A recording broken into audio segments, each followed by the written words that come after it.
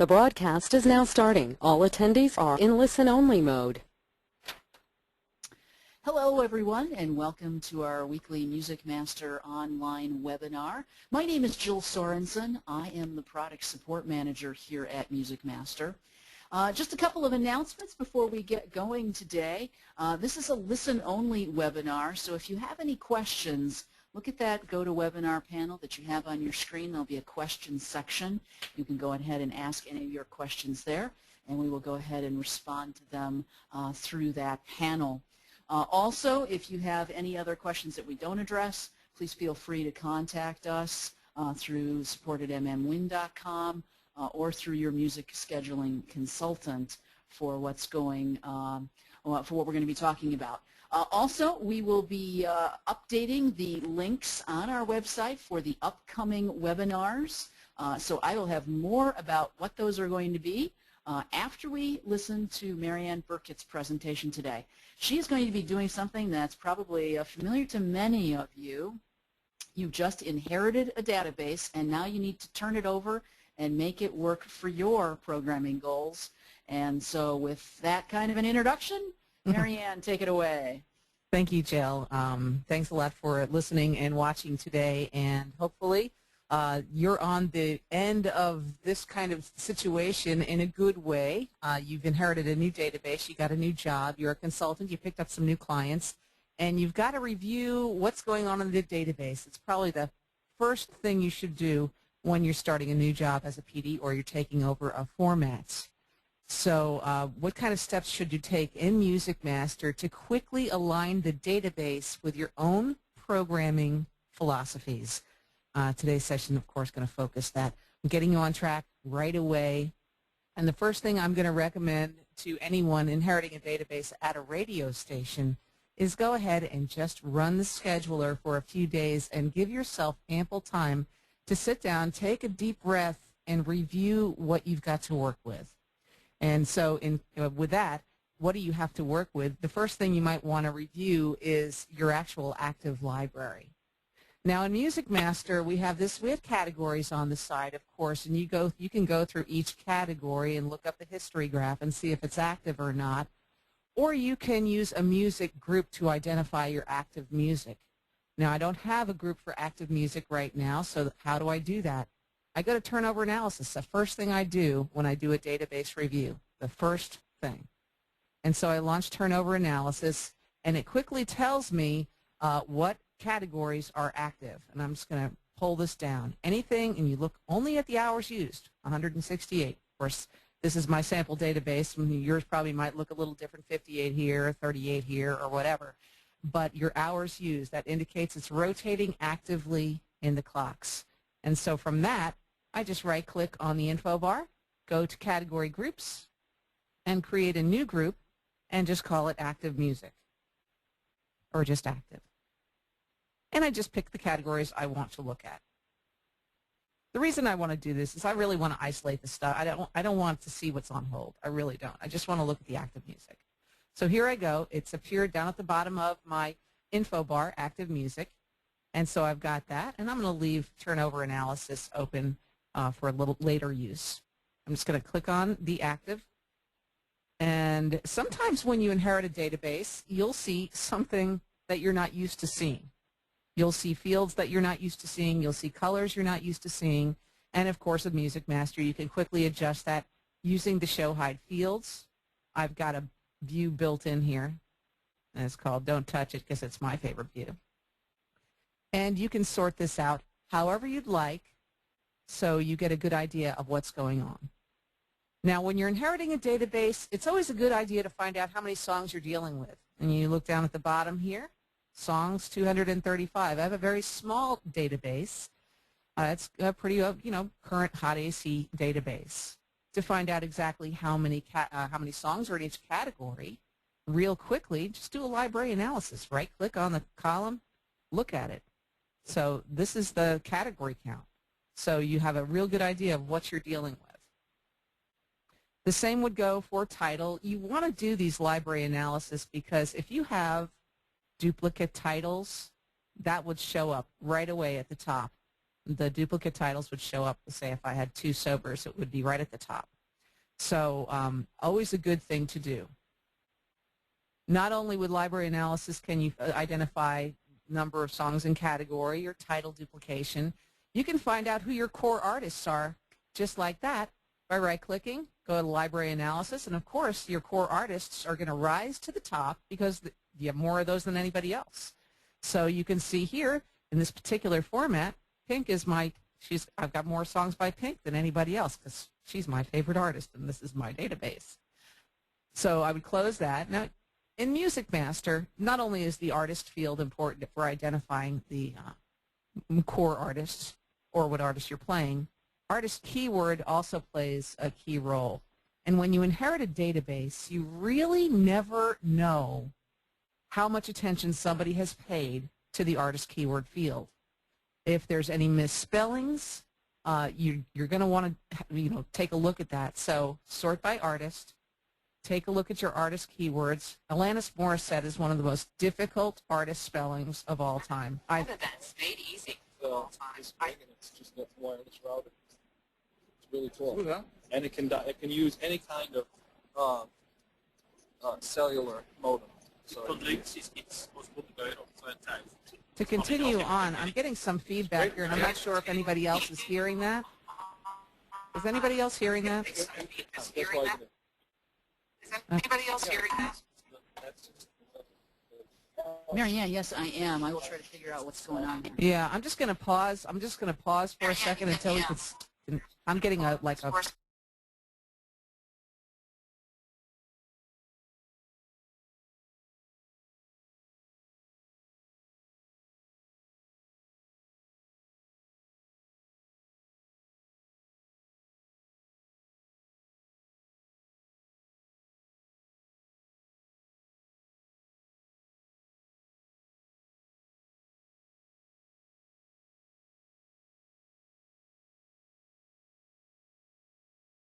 Okay, I'm hoping the presentation is not confused again.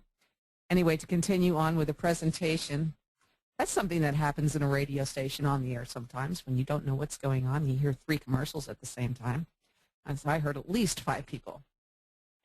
So anyway, so it's very important to identify your artist keywords and make sure they're all accurately spelled. If you have any with multiple keywords, you just click on it. Make sure your secondary keyword is also in there. So very important to take care of that. Now, I think one of the most critical things when you take over a new station is to make sure that the sound coding and the other coding is in line with your own ideas, because I have never met or talked to 2 program directors or operations managers or music directors who had the same exact sound code ideas. So to identify the sound code, you just double-click on the field. You can see all the sound codes that I have personally. Now, of course, music is very subjective. So these sound codes may not work for you. You may want far fewer. You may want more. So if you want to blow up your sound codes and start all over, very simple to do. You can go into Library and Attributes and pretty much just take your sound codes, delete them all, and then create your own. And then after you've done that, you can mass change and clear the field and start all over. And I really kind of recommend this for anybody starting over with a brand new station because it really identifies who you are. The music is subjective.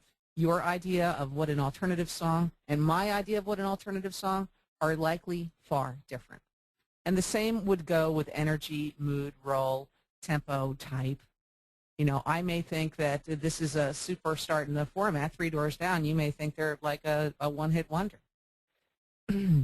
Now, with that in mind, I'm going to move over to some less frequently used fields that can wreak havoc on your database if you're not aware that these things exist. Now, I've got packeting here and day parting. Packeting, what it's doing is just you can double click on the packet field and find out what kind of a packet it is, standard packet. There may be another packet that's weighted. I've got a weighted packet here. The original days go by is 2 to 1 from the acoustic version. Now, there's also the day parting field. I don't use day parting, but it can adversely affect your rotations. So be sure to check that whenever you inherit a database. Now, MusicMaster, we have something called rotation weight. Now, rotation weight, I only have one in here for an example, and I'll show you it's in category R. You make me feel brand new. What the rotation weight is something that a lot of MusicMaster or a lot of users are not fully aware of. And it's something that's not used that frequently, but it's there for you if you wanted to use it. I'm going to go to schedule order right now and show you. It's called category order management. Now, I've got this rotation weight in the R category, but I'm on dynamic rest compensation. This is just the way MusicMaster deals with a song after it plays. So it played, and then where does it go? In the standard card file system, it would go, if there was no rotation weight, that song that played would go to the back of the stack, 100% back. The rotation weight of 50 would only send that song back 50% if you are using the standard card file. Dynamic rest compensation automatically weights everything. But the standard card file is more of a traditional way of scheduling. And if you wanted to use rotation weight, that's how you would do it. You set up the standard card file in category order management. And if you have any questions about that, or maybe see if it's good for you or not good for you, call your music scheduling consultant. They'll be glad to review this for you, and you could do some testing with it as well. That is another field that can adversely affect your rotations, or it might improve your rotations. I don't know. I really don't want Simply Red to go to play twice as much as everything else in the category, so I'm just going to go ahead and erase that. Now, a couple of other things that you might want to consider is taking a look at in library. When you're in library management, you'll see the word library at the top of the screen. And go to auto move. See if anything is, this song is set to auto move. So let's pretend we're going to do this. I'm going to move this to category recurrent after 600 spins in my A category, or when scheduling music for a specific day. I can also return it to A after a given time. But as you could see, if you did this, this song would automatically go to another category. And then you might be going, what's going on here? So check these settings when you take over a database. There's one other thing I wanted to show you about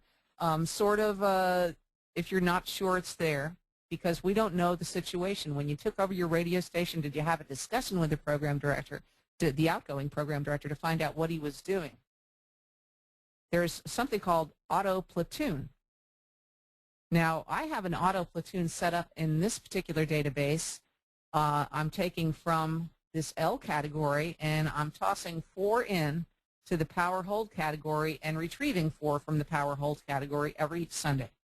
And so you want to check those settings and make sure you understand what it's doing. And what that does is just moves songs slowly in and out of a category. It makes the category seem fresh on the days that the new music is coming in. So those are a couple of things to check. Another thing you need to check is see if they're using gold recycling. A real easy way to see if they're using gold recycling is go to your turnover analysis and just tab down through your categories. As you can see here, I've got these little small R's. Those indicate there's gold recycling going on. Now, if you want to check the gold recycling settings, database, schedule, gold recycle.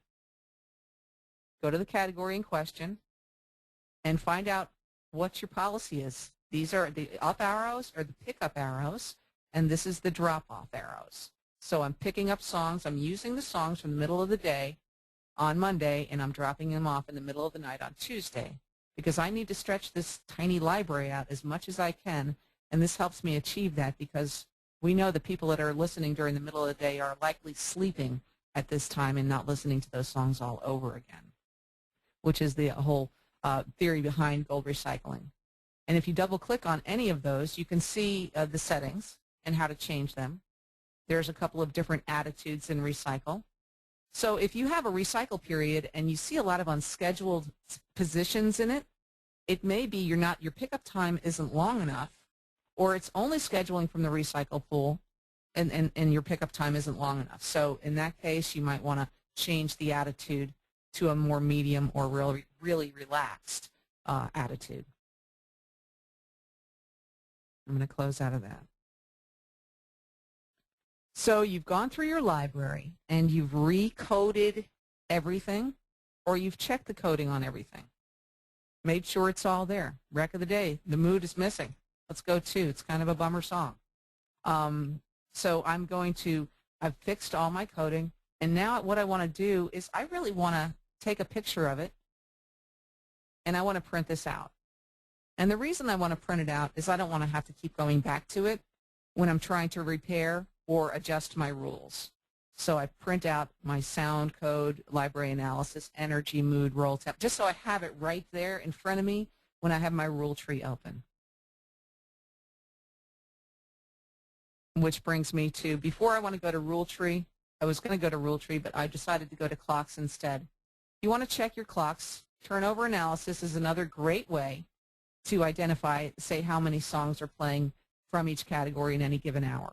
There's a little musical note icon in turnover analysis, and it quickly tells you how your categories are rolling, okay? And you can just go down and go down the line and see what's going on. How many new golds am I playing an hour? 4. Now I really want to see what's going on with those clocks and see if I like the order in which these categories are laid out. I go to the active assignment grid, which would be indicated by a yellow clock. I double-click on that, and I see I'm dealing with just 2 clocks. Hallelujah. I don't have 168 clocks to deal with, and hopefully if you're taking over a database, you don't either, but sometimes you do. But we have some workarounds here in MusicMaster to help your job changing clocks be a little easier. I can look at the clock in a linear fashion.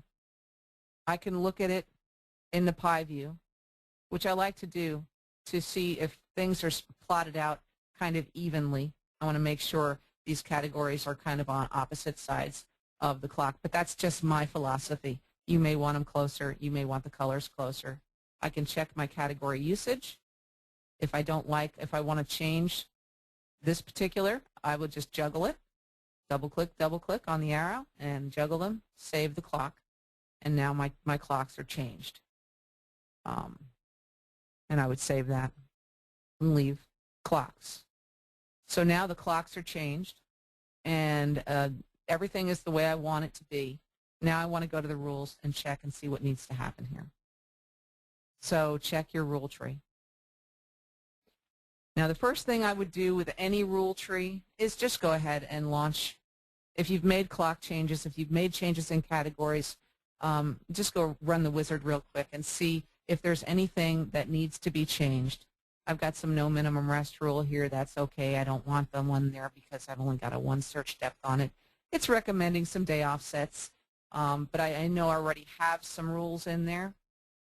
It's telling me that certain things are causing problems in my rules, like roll, segue protection caused 21 imperfect songs or unscheduled positions. Now, I can click on this, and it's going to give me my rule. It's going to tell me this is a problem. I don't know why, but it's a problem. Obviously, it's not what's happening is it's not fitting with my analysis. The rule isn't, so I need to adjust that in some way, shape, or form. So check your rule wizard. If you've created new categories, it'll recommend a good minimum rest setting for you and maybe some sort of basic day parting rule, rotation rule. I'm going to open up the rule tree.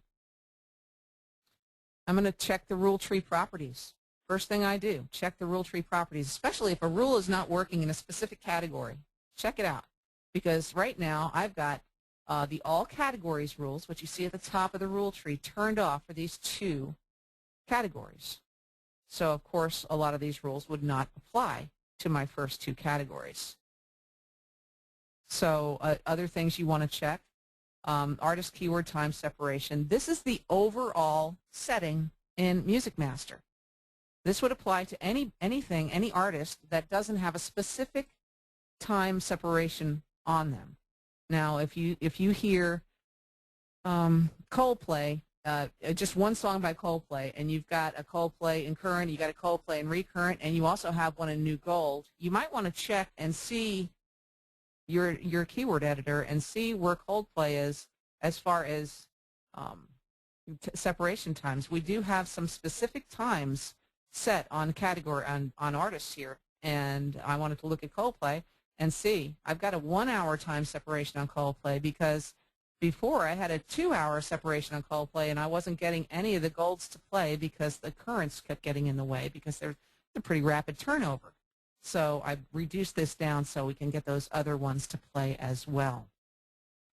Another thing you can do in MusicMaster when you're looking at artist keywords is let's go to Tools and go to the Separation Wizard.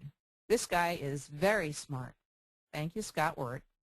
And I have the settings set here, and I also want fire recommendations, so I've got nothing here checked. So I'm going to go ahead and finish and see what it says. He says I need changes on 33 active keywords. I'm going to go ahead and filter the tree or filter the recommendations, and it says Collective Soul needs an auto setting. Okay, I'm going to go ahead and set that because it's lower than what I had, and that was likely causing some problems. Auto setting for the Eagles, I better change it. You don't have to change them, but you should, especially if you really want to get the most out of the artist, especially your deep artists. You might see something very small here. Kelly Clarkson, recommended 115. She's in a couple of the current categories, so it's asking me to reduce that time so those songs can play freely. Once you're done adjusting these recommended or separation times for your artist, close, and that saves it. And so now those artists will be at those times that we had seen. Now, when you inherit a database and you see a lot of rule groups, I would highly recommend just checking the properties on each of the rule groups. You right-click on the rule group, and it gives you the properties. You might see it up here. You might see the group mode, the rule group fails.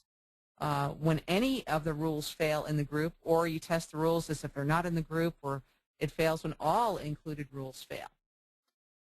You also might see something like this. Rules in this group are never tested, and you would think to yourself, well, why have the rule group? Well, maybe they want to use it later, and so they've just saved it for later. But always check the properties on the rule groups, check the time restrictions, make sure they are what they say they are, or whether you really even want them time restricted at all.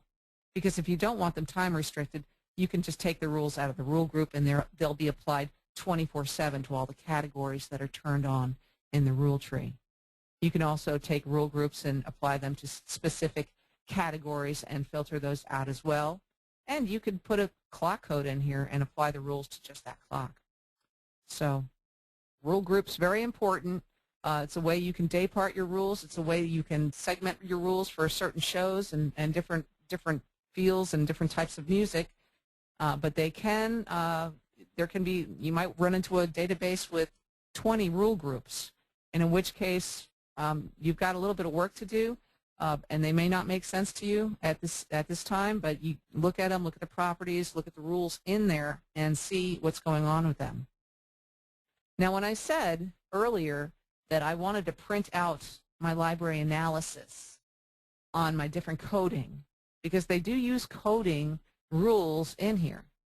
Now, I want to make sure that the library analysis fits the rule, because if I have, and I'm thinking this is about 30% for rock, I've got 24% rock, and the rule is a maximum in sequence 2.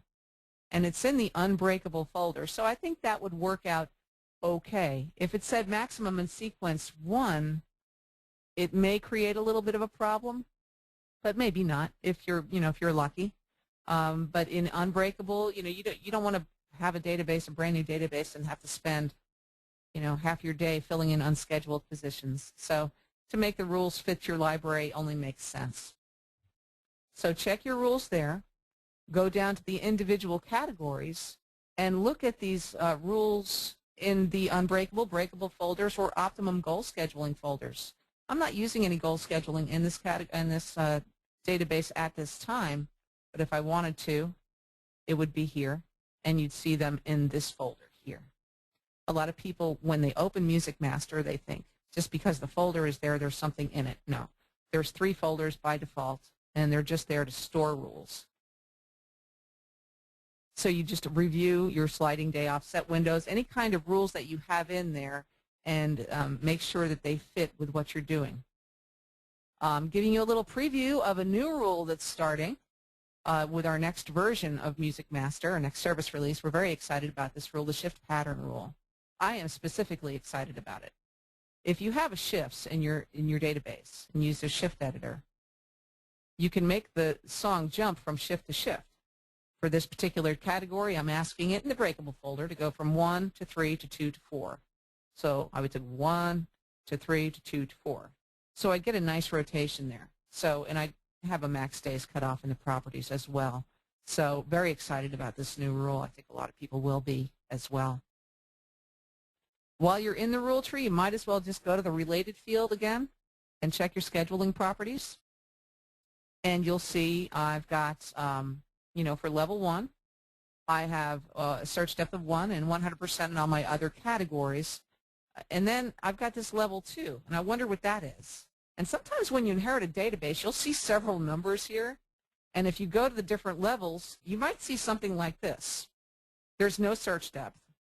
And you go, I guess they thought this was doing one thing and it's doing another. Level 2 would say, okay, I need you to do a different type of search depth and a different pass order for those hours. This has nothing to do with the shift editor. So if you don't need this, just put it all at the same level. If you want to, change it to level 2 here, do that. But do put something and make sure that these level 2, level 3, 4, or 5, or whatever, how many levels you have, makes sense for your database, because sometimes it's just vacant. And so one of the predecessors has made some changes and then forgot to do the most important thing.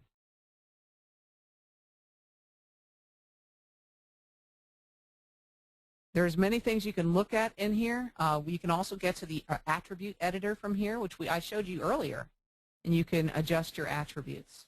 Any attributes you adjust here while you're in the rule tree, in order to see them, you would have to close the rule tree and reopen it.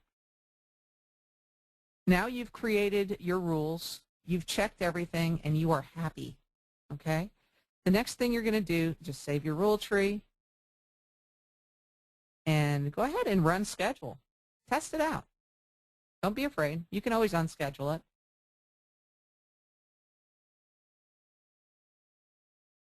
So I'm just going to schedule the next day.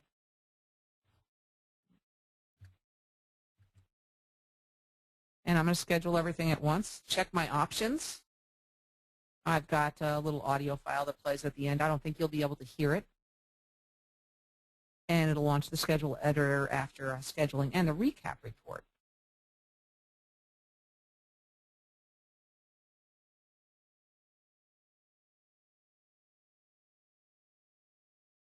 I had already scheduled my currents. If you're wondering why the golds are scheduling first, I had scheduled my currents and forgot to unschedule them, so it's just running right over those and scheduling around them. I have neglected to mention the fact that MusicMaster also has some audio features. So if you're a country PD and you're taking over a jazz radio station, and this happens, your GM thinks you're doing such a great job with a country format that he wants you to take over the format down the hall. And if you're not real familiar with the music, MusicMaster has this wonderful tool. We have an audio player, and if you are connected, connect the dots, if you can path to your music, and you can play your music through Windows Media Player, you can actually listen to your songs in MusicMaster. And I'll show you in just a second here.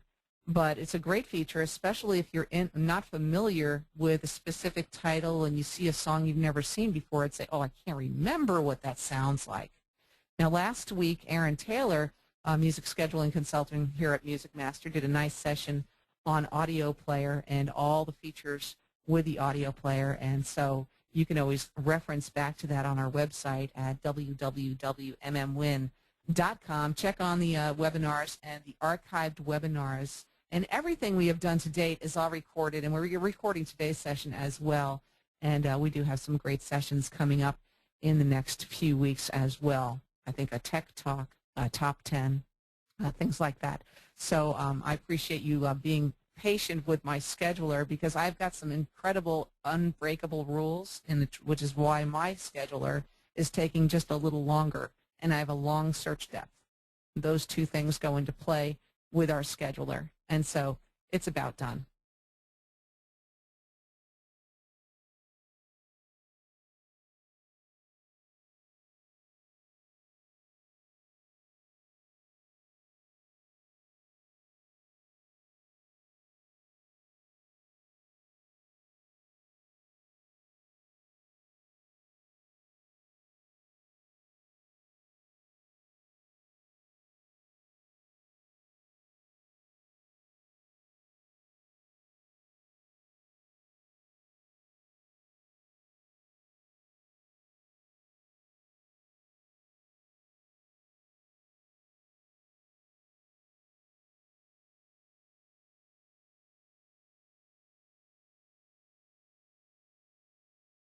Now, when this finishes, it's going to open up the recap report of MusicMaster, and it's a handy tool to have launched as soon as you finish your scheduling session, because it tells you a couple very important things.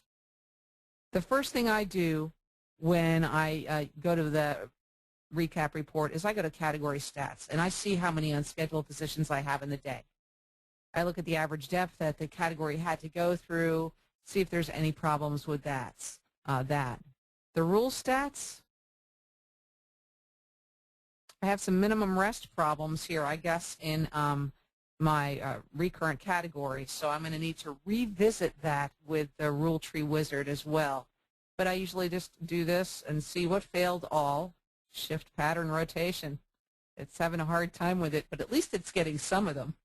So I'm liking that. I don't care if it fails some at all, as long as it doesn't fail them all. Day rules, it's having a hard time. But I enjoy going through the recap report. You can look through this thinking text, which is exactly what MusicMaster is thinking on every single decision it makes. It's a very long text, and I don't print it out here. I would look at it if there was any serious problems. And once I do that, I would open up my schedule editor. It will open automatically here for me. And once again, you're going to see a very dark view. If the dark view bothers you, you can always go to a lighter view. This happens to be my favorite way to schedule music. I like a dark background and some easy to look at lettering. And I also take full advantage of our highlighting tools. So I've got a different highlight for almost everything that I want to look at. And I just want to make sure I have a nice checkerboard effect here. Make sure I'm not getting too much clumping. And it's just programmed by color rather than by number and code. So you can also put the codes in there, and that's fine. Check and see whether or not the flow is fine for you. And again, I can show you that audio player. You can actually do a couple of different things with audio and MusicMaster. I don't know if you're aware of it. You can scope all the songs, so you can listen to intros and outros and segues of the whole day without having to listen to the whole day. You're just getting 10 seconds here, 5 seconds here, and you can set that up in your tools and options. So once if you're happy with what you're seeing and you're not getting a lot of unscheduled positions, I only got a couple, and I don't know why, and it's probably this last category that schedules. It's probably having to do with something with energy. I'm sure it is, because I never want one of these to go into one of these. This is a one. But I would just fill in my unschedules, be happy. You can check your history graph, do all that, see, make sure you're not getting your verticals. I know for a fact that I don't get verticals in this database because I don't allow them in my rules. So I've got the rules set up just so. And if your rules are set up just so in MusicMaster, you won't get verticals either. And if you have any problems with your rotations, you can always call your music scheduling consultant. Again, I really appreciate you tuning in today for a recap at what to do when you inherit a database. I'm going to close a lot of the windows down and just kind of review very quickly the steps. First, identify your active music. Check everything in your fields of choice. You can find the fields here. If there's something you haven't looked at, you might want to check it out. Check your library analysis.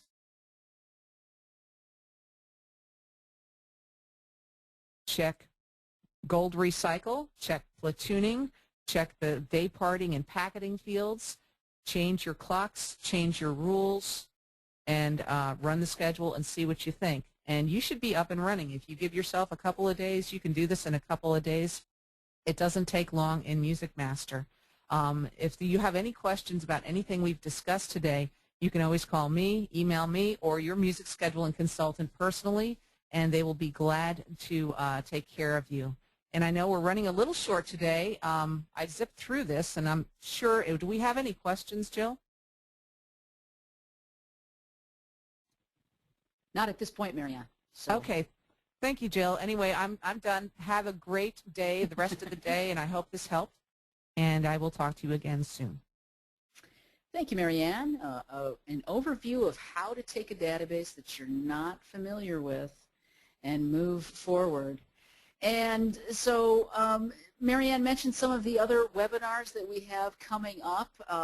Later today or tomorrow, we are going to be updating our website to indicate what some of those topics will be. I can give you a little preview, though. Coming up next week, Paul Zeno will be here. He's going to be going over the top 10 support questions that we get. And then from there, we were going to focus on the specific format for classical music and tips and tricks specifically for that format. We also have a tech talk coming up, so let your technical people know that we're going to be doing a session completely aimed at them, as well as more in-depth looks at other areas of our software. Those are all coming and more. Today's session will be available on our website in the next day or so, if not sooner, for anyone else to listen in your organization. And of course, all of our other webinars are also available there in the archive, available for you to watch. Thank you very much for joining us today. We appreciate you using MusicMaster. And as Marianne indicated, if you have any questions, please feel free to contact your music scheduling consultant, who is there to help you and answer your questions. Thank you, and have a terrific day.